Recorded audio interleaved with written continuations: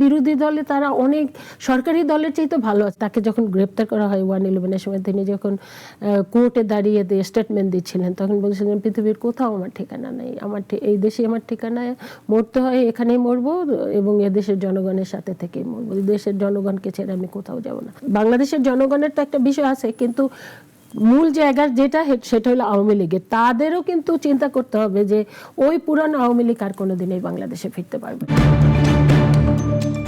দর্শক, নাগরিকের নিয়মিত আয়োজন নাগরিক সংলাপে আপনাদেরকে স্বাগত জানাচ্ছি। আপনাদের সাথে আছি আমি সাখাওয়াত হোসেন, আর অতিথি হিসেবে আপনাদের সাথে যুক্ত আছেন এবং আমাদের সাথে যুক্ত আছেন অনেকেরই জনপ্রিয় মুখ, রাজনৈতিক অঙ্গনের খুবই জনপ্রিয় মুখ এবং সংসদ সদস্য হেলেন জেরিন খান। হেলেন জেরিন খান, আপনাকে স্বাগত। ধন্যবাদ আপনাকে। প্রিয় দর্শক, আপনারা জানেন আমরা সাধারণত এই অনুষ্ঠানে কথা বলে থাকি সমসাময়িক ইস্যু নিয়ে। আপনারা যদি এই মুহূর্তে একটু তাকান, নানা ধরনের সংকট সরকার মোকাবেলা করছে। বিশেষ করে আমরা যদি গ্যাস বলি, তেল বলি, দ্রব্যমূল্য বলি, নানা জায়গায় নানা ধরনের মানুষের এক ধরনের ক্ষোভ আছে, নানা ধরনের কথা আছে।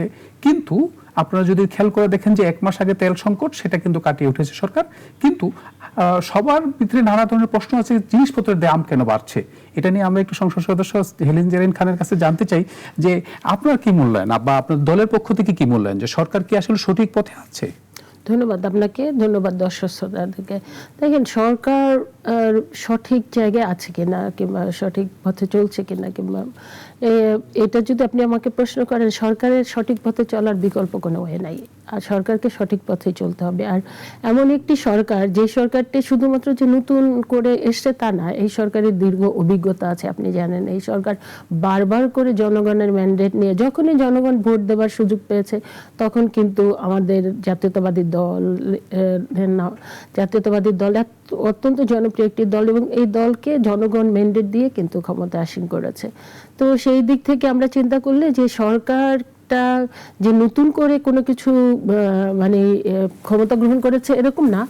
সেই কারণে সরকারটিও কিন্তু একটা জায়গায় হলো মনোনিবেশ করছে, সেটা হলো যে আমাদেরকে জনগণের যে প্রত্যাশা, এটা তো সত্যি আপনি জানেন যে পৃথিবীতে আপনি যেই উন্নত দেশই বলেন, ধরেন আমেরিকা বলেন, ইংল্যান্ড বলেন কিংবা জাপান বলেন, সবচেয়ে ধনী রাষ্ট্রগুলোতে যান, সেখানকার জনগণের কাছে জিজ্ঞেস করেন, তাদেরও কিন্তু দেখবেন যে অনেক হতাশা আছে, অনেক প্রত্যাশা আছে, সেটা পূরণ হচ্ছে না।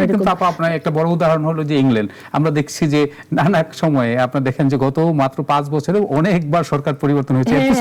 5 বছরে 8 বার হয়েছে। হ্যাঁ, তো ইভেন জাপানে তো আপনি আরো দেখবেন যে অনেক সময় মানে কয়েক বছর হলো একটু স্টেবল পর্যায়ে আসছে, কিন্তু এর আগে দেখা গিয়েছে যে 1 মাসের মধ্যে 2 বার করে হয়েছে।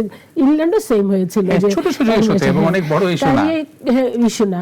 কাজে মানুষের অনেক প্রত্যাশা থাকবে এবং প্রত্যাশা পূরণের জন্য সরকারগুলা চেষ্টা করবে।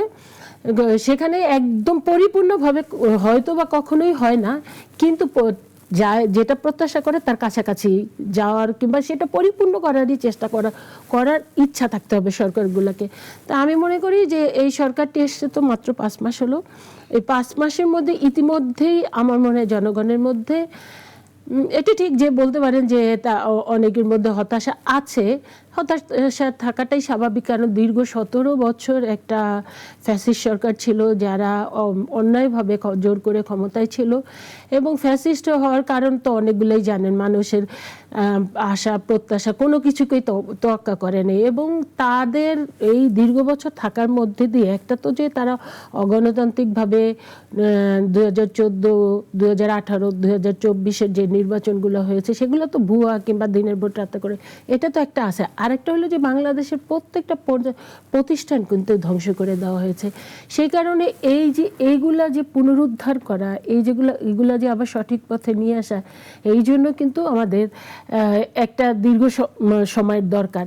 তো সেই জায়গায় তো আমরা কাজ করে যাচ্ছি। এবং আমি মনে করি কি, এই 5 মাসে জনগণের যে প্রত্যাশা সেই জায়গার চাইতে অনেক বেশি আমাদের সরকারটি করে ফেলেছে কিংবা করার চেষ্টা করছে। আপনি ফর এক্সাম্পল আমি এখানে নিয়ে আসতে পারি মাননীয় প্রধানমন্ত্রীর বিষয়টা। তিনি দেখেন যে এটা কি বাংলাদেশের মানুষ কখনো চিন্তা করেছে আমরা এমন একজন প্রধানমন্ত্রী পাবো যে দিয়ে মানে সপ্তাহের 5 দিন কর্মদিবস সেটা তো করছেনই, এবং বাকি 2 দিনও সে কিন্তু বসে নাই, সে কিন্তু অফিস করছেন। এবং তিনি যে একা করছেন তা না, যেহেতু প্রাইম মিনিস্টার করছেন তার ফুল ক্যাবিনেটই কিন্তু করছে, অথবা ক্যাবিনেটের সাথে যে প্রশাসনের যারা আছে তারা কিন্তু করছে। এটা একটা। আরেকটা হলো যে এমন একজন প্রধানমন্ত্রী যিনি একদম খুবই সিম্পল জীবনযাপন করবেন, মানে নিজে সরকার থেকে গাড়ি নেবেন না, বাড়ি নেবেন না, প্রোটোকল নেবেন না, এবং যখন তখন সাধারণ মানুষের মধ্যে ছুটে যাবেন। এটা তো এই সরকার। এবং যখন তখন আমরা দেখিনি আগে। হ্যাঁ, এটা কিন্তু এই জাতি কখনোই চিন্তা করতে পারে নাই। হ্যাঁ, কখনো কখনো যেহেতু এখন সোশ্যাল মিডিয়ার যুগ, যেহেতু এখন পৃথিবী গ্লোবাল ভিলেজ, আমরা তো উন্নত, যেমন জাস্টিন ট্রুডোকে আমরা দেখেছি যে সে খুবই সাধারণ মানুষের মতো জীবনযাপন করতো, সাধারণ মানুষের কাছে চলে যেত, এটা আমরা দেখেছি। কিংবা আমরা দেখেছি যে ইন্দোনেশিয়ার যে প্রেসিডেন্ট সেও কিন্তু খুবই সাধারণ জীবনযাপন। তো এগুলো কিন্তু আমরা দেখেছি, কিন্তু আমাদের ভিতরে একটা কাজ করতো, আমাদের যদি প্রাইম মিনিস্টার এরকম হতেন। কিন্তু এখন কিন্তু আমি মনে করি যে দেখেন আমাদের প্রাইম মিনিস্টারকে আমার মনে হয় পৃথিবীর অনেক দেশই এখন উদাহরণ হিসেবে কিংবা তাকে ফলো করবে, কারণ তিনি যেই প্রত্যেকটা দিনই কিন্তু, এবং নিজে ড্রাইভ করে দেখেন আপনাদের এই উত্তর সিটিতে আমি দেখলাম যে গত পরশু দিনকে শুক্রবার দিন তিনি বের হয়ে গিয়েছেন, খোঁজখবর নিচ্ছেন কোথায় মানে কোনো ময়লা আবর্জনা পড়ছে কিনা কিংবা এই হচ্ছে কিনা, মানে অর্থাৎ ডোর টু ডোর তিনি যাওয়ার চেষ্টা করেছেন। এটা কিন্তু একটা বিষয়। আর একটা হলো যে আপনি জানেন যে আমাদের যে ম্যানিফেস্টোতে ছিল যে বিষয়গুলা, সেটা যেমন ফ্যামিলি কার্ড, যেমন হেলথ কার্ড, যেমন এখন আবার প্রবাসী কার্ড, এবং ইমাম মুয়াজ্জিনদেরকে জন্য বিশেষ সুযোগ সুবিধা দেওয়া, কিংবা মুক্তিযোদ্ধাদের, কিংবা 36 জুলাই যারা হয়েছে জুলাই যোদ্ধাদের, এই যে সুযোগ সুবিধা দেওয়া, ধাপে ধাপে কিন্তু একটা পর একটা আমরা করে যাচ্ছি। হ্যাঁ, এর মধ্যে আপনি যেটা বলছিলেন যে তেলের সমস্যা, আমাদের মাননীয় প্রধানমন্ত্রী যেভাবে ছুটে চলছেন, কিন্তু এই যে ছুটে চলা ওনার যে কর্মকাণ্ডগুলা সবাই সাধারণ মানুষ দেখে অনুপ্রাণিত হচ্ছে, একেবারে ছোট শিশু থেকে শুরু করে সবাই। কিন্তু এটা নিয়েও প্রশ্ন আছে, নানা জায়গায় নানা পত্রিকা সহ নানা জায়গায় আমরা দেখি যে অনেকেই বলছেন যে তার যে ক্যাবিনেটে আছেন বেশ কয়েকজন মন্ত্রী সেই সঠিক পথে নেই, কিংবা তাদের নিয়ে নানা সমালোচনা আছে। আপনার কি মনে হয় যে উনি একার পক্ষে কি এই পরিবর্তনটা আনতে পারবেন দেশের? না, আমি মনে করি তার ক্যাবিনেট যে যারা আছেন, আপনি ফর এক্সাম্পল আমি নিয়ে আসি যে এখন সবচেয়ে আলোচিত ক্যাবিনেটে যারা আসছেন, এখানে যে বলতে পারেন যে আমাদের মাননীয় স্বরাষ্ট্রমন্ত্রী, তার বিষয়টা আপনি দেখেন, এই স্বরাষ্ট্র মন্ত্রণালয় এটা তো সবচেয়ে ওই ফ্যাসিস্টদের আমলে সবচেয়ে বিতর্কিত ছিল। ওই সময় দীর্ঘ 17 বছর আয়নাঘর ছিল, দীর্ঘ 17 বছর গুম ছিল, দীর্ঘ 17 বছর বিরোধী দল, ইভেন যেহেতু আমি এই দীর্ঘ 17 বছরের সবচাইতে মানে একদম মাঠের সবচাইতে প্রতিটা দিনের একজন কর্মী বলতে পারেন। তো আমি প্রতিদিন আমার মনে হতো, এবং প্রতিটা সময় আমার মনে হতো আমার দুটা ছোট বাচ্চা, আমার কারণ 17 বছরে এই আমার বাচ্চা দুইটা বড় হয়েছে, আমার বাচ্চা দুইটা ট্রমার মধ্যে বড় হয়েছে। কারণ আমি যখন বের হতাম, ইভেন বাসায় যখন থাকতাম, তখন একমাত্র ভাবতাম কি যে আমার বাচ্চা দুইটা নিরাপদ, কারণ বাসায় যখন পুলিশ আসবে কিংবা ওই বিভিন্ন র্যাব আইন শৃঙ্খলা যারা আছে তারা আসবে, তখন হয়তো বা আমাকে নিয়ে যাবে, আমার বাচ্চার দুইটার গায়ে আঘাত করবে না, কিংবা আমার স্বামীকে হয়তো বা টাচ করবে না। তো এরকম একটা স্বস্তি বোধ করতাম যে ওরা আসলে আমাকে নিয়ে যাবে। কিন্তু যখনই, কারণ আমাকে তো প্রতিদিনই যখনই যত কর্মসূচি হতো আমি কিন্তু সব কর্মসূচিতে অংশগ্রহণ করতাম। যখনই আমি বাসা থেকে বের হতাম, একটা হলো যে আমি ভীষণভাবে দোয়া দুরুদ পড়ে বের হতাম যে আল্লাহ আমি ঠিকভাবে ফিরতে পারবো তো, আমার ইজ্জত নিয়ে ফিরতে পারবো, আমি জেলে যাবো এগুলো নিয়ে আমি কখনো না। কারণ পলিটিক্স করলে কখনো পলিটিক্স করলে কখনো কখনো জেলে যেতে হবে। কিন্তু আমি চিন্তা করতাম আমি ফিরবো, আমার এই যে রাস্তায় যাচ্ছি, আমার শাড়িটা ঠিক থাকবে তো, আমার ড্রেসটা ঠিক থাকবে তো, আমাকে তো ওড়না নিয়ে টানাটানি করবে না তো, আমার রাস্তা ফেলে আমার গায়ের উপরে নির্যাতন করবে না তো, এরকম একটা বিষয়। তো এই যে এখন তো আপনি বলেন এই যে আমাদের যে স্বরাষ্ট্রমন্ত্রী আছেন তার আন্ডারে এমন কোনো বিরোধী দল বলতে পারবে না তাদের এরকম একটা জীবনযাপন করতে হচ্ছে। তারা সবাই খুব স্বাভাবিক জীবনযাপন করছে, যেমন সরকারি দলের নেতাকর্মীরা করছে। কখনো কখনো আমি মনে করি যে বিরোধী দলে তারা অনেক সরকারি দলের চাইতে ভালো আছে, কারণ আমাদের কাছে প্রতিদিনই কিন্তু জনগণের একটা প্রত্যাশা, এবং জনগণ সবসময় আসে আপনি এটা করে দিবেন, এটা করতে হবে, ওটা করতে হবে।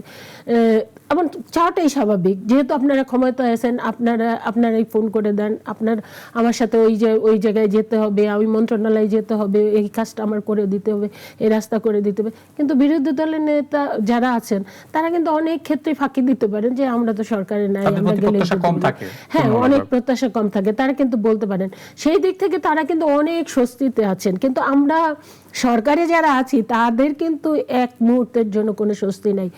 আর দেখেন মাননীয় প্রধানমন্ত্রী যে জায়গাটায় আছেন, এই যে দেখলাম গত 2-3 দিন আগেই তিনি সরাসরি শিক্ষা মন্ত্রণালয়ে গিয়ে অফিস করেছেন।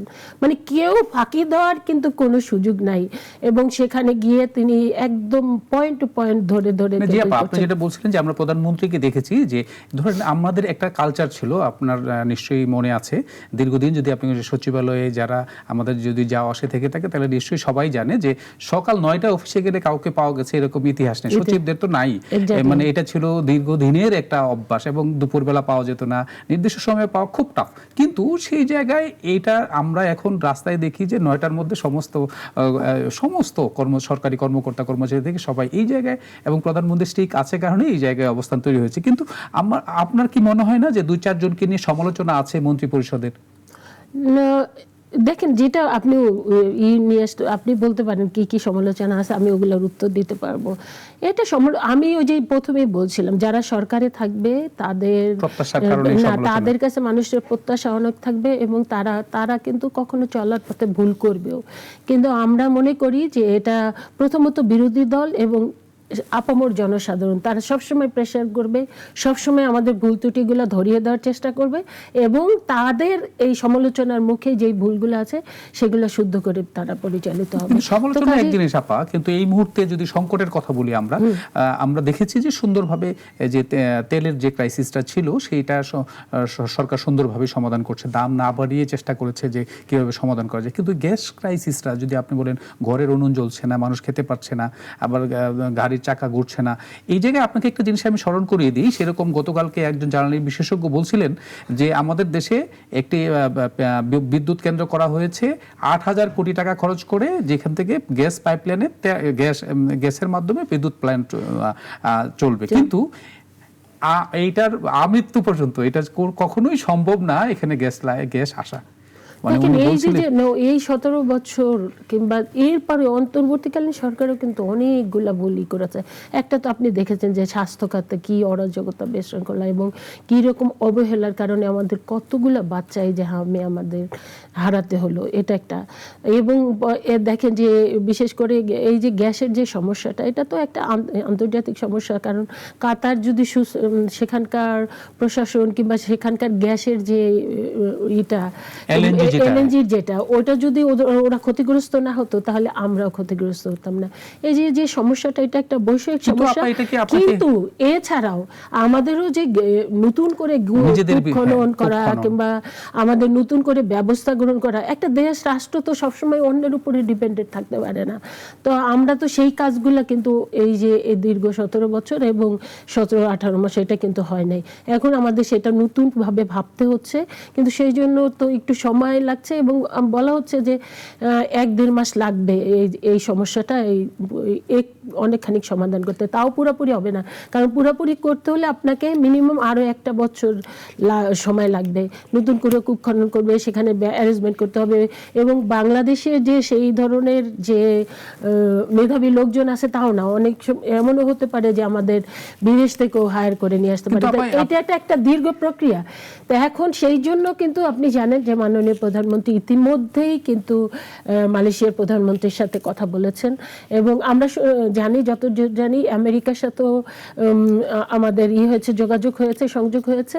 সেই জায়গা থেকেও আমরা এই গ্যাসের ব্যবস্থা করা হচ্ছে।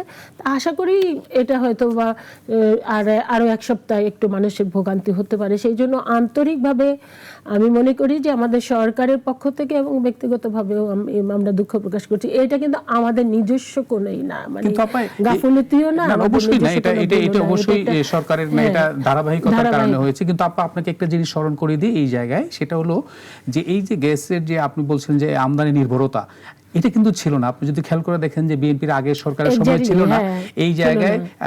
এই আমাদের দেশেরই যে সালমান এফ রহমান যে গংটা ছিলেন, তারা এই ব্যবসা করার জন্যই এই এলএনজি আমদানির একটা পাইতারা করে। কারণ আমাদের দেশে আমরা যদি উৎপাদনে মনোযোগ দিতাম তাহলে পরে কিন্তু এই সংকট তৈরি হতো না। তারা দীর্ঘমেয়াদী প্ল্যান করে, তারা নিজেদের ব্যবসা করছে। আমরা না, এক্স্যাক্টলি এখানে আমি একটু বলি, 2001 বিরতির পর কথা বলি এই বিষয়টা। একটু শেষ করে দিই। 2001-এও তো আমি এমপি ছিলাম, এবং 2001-এও আমার মনে আছে মাননীয় প্রধানমন্ত্রী তখন আরো ম্যাডাম বলতেন যে আমাদের তো গ্যাস মজুদ আছে, অতিরিক্ত আমরা বিভিন্ন দেশে আমরা এটা করতে পারবো, রপ্তানি করতে পারবো। তো এখন দেখেন সেখানে কিন্তু আমাদের ভিন্ন হয়েছে। আমরা কিন্তু এখন যেটা অত্যন্ত দুর্ভাগ্য যে আমাদের অন্যান্য দেশের উপরে ডিপেন্ড করতে হয়। আপনি কি মনে করেন যে শেখ হাসিনা, প্রথমত আমার প্রশ্ন, উনি কি আসলে দেশে ফিরবেন? আর যদি ফিরে, সেইটা কি প্রক্রিয়ায় ফিরবেন? আমার মনে হয় না উনি দেশে ফিরবেন। উনি দেশ থেকে গেছেন কেন, চলে গেলেন কেন? এটা তো আমি মনে করি অন্য কোনো দলের কোনো নেতা এই ধরনের কর্মকাণ্ড করতেন না। তো এটা কিন্তু উনি এবারই না, উনি বারবার করে এটাই করেছেন। 1/11-এর সময় আপনাদের নিশ্চয়ই মনে আছে, সেই সময় কিন্তু উনি চলে গিয়েছিলেন। কিন্তু তখন আমাদের মাননীয় সাবেক প্রধানমন্ত্রী দেশনেত্রী বেগম খালেদা জিয়া তাকে কোনোভাবেই টলাতে পারলেন না। তিনি জেলে গেলেন, তাকে তিনি জেল খাটলেন। সে জেলে সেই সময় তিনি কিছুটা অসুস্থ ছিলেন, কিন্তু তারপরে তিনি বলছেন না, এখানে আপনার মনে আছে যে তাকে যখন গ্রেপ্তার করা হয় 1/11-এর সময়, তিনি যখন কোর্টে দাঁড়িয়ে স্টেটমেন্ট দিচ্ছিলেন, তখন বলছিলেন পৃথিবীর কোথাও আমার ঠিকানা নেই, এই দেশে আমার ঠিকানায়, মরতে হয় এখানেই মরবো, এবং এদেশের জনগণের সাথে থেকেই মরবো, দেশের জনগণকে ছেড়ে আমি কোথাও যাব না। কাজেই আমরা কিন্তু অনেক বারবার করে দেখেছি যে উনি যখনই কোনো বিপদ দেখেন তখন পালিয়ে যান। আর হলো উনি এত অপকর্ম করেছেন, আপনি চিন্তা করেন যে মাত্র 36 দিনে প্রায় 1400-র মতো নাগরিককে তিনি হত্যা করেছেন, এবং ছোট ছোট বাচ্চা শিশুদেরকে পর্যন্ত হাত থেকে রেহাই পায়নি। তো এরকম একটা অবস্থা, এবং ইতিমধ্যে তার কিন্তু একটা রায় হয়েছে, সেখানে কিন্তু সে ফাঁসির আসামি। তো এরকম একটা অবস্থা আমার মনে হয় না এটা একটা, তিনি হয়তো তার নেতা কর্মীদেরকে একটু স্পিড দেওয়ার জন্য কিংবা একটু সাহসী করে, কিন্তু নেতাকর্মীরা কিসের জন্য? দেখেন, আমার বাড়ি কিন্তু মাদারীপুর, আমার ওই এরিয়া থেকে অনেক সময় পূর্বে বলা হয়তো এটা একটা আওয়ামী অধ্যুষিত এরিয়া। ওখানে অসংখ্য খারাপ লোক আছে যারা লুটপাট করেছে, জায়গা দখল করেছে, হ্যাঁ জাসদ অধ্যুষিত, কিন্তু অসংখ্য অনেক ভালো লোক আছে যারা মানুষের কল্যাণের জন্য কাজ করে। আমাদের দেশে যে রেমিটেন্স আছে এর একটা বড় অংশ কিন্তু মাদারীপুর। হ্যাঁ এক্স্যাক্টলি, ওটা আপনি জানেনই তো, বিশেষ করে মাদারীপুর আপনি একদম প্রত্যন্ত অঞ্চলে গিয়ে দেখবেন যে অসাধারণ বিল্ডিং, অসাধারণ, এবং কোনো কোনো এরিয়া মনে হবে যে ইউরোপের কোনো জায়গা। কারণ কি, ওখান থেকে এসেই ওরা গ্রামে একটা সুন্দর বাড়ি করবে। তো ওইসব আমাদের দেশের গ্রামগুলো মনে হবে যে শহরের চাইতে সুন্দর বেশি। কারণ আমাদের আর হলো ওখানে আপনি ইয়াং শূন্য, মানে তরুণ প্রজন্ম শূন্য, সব কোনো রকমের 13-14 বছর হয়ে গেলেই সবাই মানে রেডি হয়ে যায় যে ওরা ইউরোপে যাবে অথবা আমেরিকায় যাবে অথবা কানাডায় যাবে। তো সেরকম একটি জি, আমার এই জায়গাটারই প্রশ্ন যে তরুণ প্রজন্মর কথা বলছিলেন আমরা, কিন্তু একটা প্রজন্ম কিন্তু আমরা একটা সময় আমরা বলি যে আপনারা যদি খেয়াল করে দেখেন যে 3 বছর আগে এই দেশে 15 কোটি মানুষের মধ্যে 17 কোটি মানুষ আওয়ামী লীগ করতে, এরকম বলতাম আমরা। তো কিন্তু এই আওয়ামী লীগের যে একটা পার্সেন্টেজ তো আওয়ামী লীগের লোকজন আছে, এদের কি রাজনীতি করার সুযোগ তৈরি করে দিবে এই সরকার, নাকি করার সুযোগ দিবে না? প্রথমত যে না, আমরা বিএনপি হলো বহুদলীয় গণতন্ত্রে বিশ্বাসী। বিএনপি কখনোই মানে জোর করে কোনো কিছু করবে না, এবং অন্য কোনো রাজনীতি মানে আমাদের বাইরে যে দলগুলো আছে সেটা নিশ্চিহ্ন হয়ে যাওয়া কিংবা তাদেরকে কি করো, এটা কিন্তু বিএনপি করবে না। বিএনপি তো ধরেন এখন আওয়ামী লীগের যেটা আছে যে আওয়ামী লীগের কার্যক্রম নিষিদ্ধ আছে, হ্যাঁ। তো কেন আছে যে এটা একটা বিচারাধীন অবস্থায় আছে এবং বিচার যখন পরিপূর্ণ হয়ে যাবে তখন হয়তো বা আওয়ামী লীগ তার স্বাভাবিক পর্যায়ে চলে যাবে। তা এর মধ্যে দিয়ে আমরা মনে করি যে হয়তো বা, কিন্তু আওয়ামী লীগের মধ্যে সেই রিয়ালাইজেশন দেখি না, মানে মূল নেতৃত্বে কিন্তু এই যে দেখেন দীর্ঘ 17 বছর তো অপকর্ম করেছে, কিন্তু এই যে 36 জুলাই এত করলো, কিন্তু তারপরে তারা এখন এটাকে কি বলছে ষড়যন্ত্রের মাধ্যমে তাদেরকে উৎখাত করা হয়েছে। একবারও কিন্তু তারা করছে না যে এত বড় একটা ধ্বংসযজ্ঞ হলো কিংবা একটা কি বলবো গণহত্যা দেশে বড় ধরনের ডিজাস্টার হলো, কিন্তু না অনুশোচনার জায়গাটা শিকার হলো আপনি যেটা এই বলছেন যে অনুশোচনার জাতি, জায়গাটা অনুশোচনার কোনো জায়গা নেই। তারা যে নতুন কোনো ভালো নেতৃত্বকে সামনে নিয়ে আসবে সেটা কিন্তু দেখা যাচ্ছে না। নিশ্চয়ই সময়ের অপেক্ষা করতে হবে আপা, কিন্তু সেটার জন্য নিশ্চয়ই সময়ের অপেক্ষা করতে হবে এবং এই আওয়ামী লীগের ফিরবে কিনা, দল হিসেবে দাঁড়াবে কিনা, সেটা নিয়ে নিশ্চয়ই একটা বড় ধরনের আলোচনা হতে পারে। এটা আমি মনে করি যে এটা এই বাংলাদেশের জনগণের তো একটা বিষয় আছে, কিন্তু মূল জায়গা যেটা সেটা হলো আওয়ামী লীগের। তাদেরও কিন্তু চিন্তা করতে হবে যে ওই পুরানো আওয়ামী লীগ আর কোনোদিন এই বাংলাদেশে ফিরতে পারবে না। ধন্যবাদ আপা, ফিরতে হয় তাহলে নতুন ভাবে তাদেরকে। ধন্যবাদ আপা আমাদেরকে আপনার মূল্যবান সময় দেওয়ার জন্য। ধন্যবাদ আপনাকে। দর্শক, কথা বলছিলাম সমসাময়িক নানা ইস্যু নিয়ে, আওয়ামী লীগ ফিরবে কিনা, সরকার ঠিক পথে আছে কিনা, সরকারের মন্ত্রীরা সঠিক পথে পরিচালনা করছে কিনা, এবং দেশের যে সংকটগুলো আছে সেই সংকট মোকাবেলায় একজন সংসদ সদস্য হিসেবে তারা কি করছেন, তারা কি ভাবছেন, এবং সেটা নিয়ে আমরা আলোচনা করলাম। নিশ্চয়ই আগামী পর্বে দেখা হবে নতুন কোনো বিষয় নিয়ে, নতুন কোনো অতিথির সাথে। সেই পর্যন্তই ভালো থাকবেন, ভালো রাখবেন।